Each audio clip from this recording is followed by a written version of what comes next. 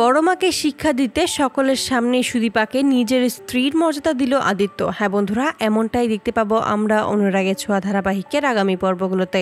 অব্রকে বিয়ে করেই পরমা চৌধুরী বাড়িতে বউ হয়ে আসে। চৌধুরী বাড়িতে থাকলে সে আদিত্যকে নিজের চোখের সামনে দেখতে পাবে, এমনটাই মনে করে অব্রকে বিয়ে করতে রাজি হয় এবং অব্রকে বিয়ে করে।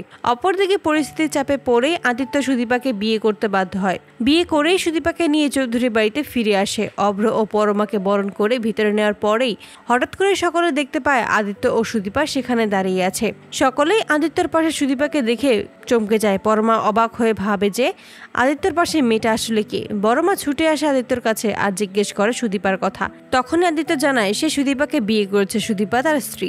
এই কথাটা শুনেই চৌধুরী বাড়িতে সকলের মধ্যে একটা বিস্ফোরণ ঘটে। পরমা এটা কোনোভাবেই মেনে নিতে পারে না। আদিত্য যখন পরমার দিকে তাকায় তখনই দেখতে পায় পরমা অবাক দৃষ্টিতে তাকিয়ে আছে তার দিকেই। পরমা যেন তার উপর থেকে মুভ অন করতে পারে, তার দাদাইকে ভালোবাসতে পারে। তার জন্যই সকলের সামনে সুদীপার হাত ধরে বলেছে ও আমার স্ত্রী, আমি ওকে বিয়ে করেছি আর ও আজ থেকে এই বাড়িতেই থাকবে। আমি চাই না আমার স্ত্রীর কোনো অমর্যাদা হোক। আদিত্যের মুখে এমন কথা শুনে সকলেই চমকে যায়। পরমার দিকে তাকিয়ে আদিত্য জানিয়ে দেয়, আমি আমার স্ত্রীকে নিয়ে সুখে থাকতে চাই, এর মধ্যে যেন কেউ বাধা দিতে না আসে। তো বন্ধুরা, তোমরা এটাই তো চাও জন্য এভাবেই পরমাকে শিক্ষা দিতে সকলের সামনেই যেন সুদীপাকে নিজের স্ত্রী হিসেবে স্বীকৃতি দেয় আদিত্য। কমেন্টে জানাও। আর নিয়মিত আপডেট পেতে আমাদের চ্যানেলটি এক্ষুনি সাবস্ক্রাইব করে পাশে থাকো। ধন্যবাদ।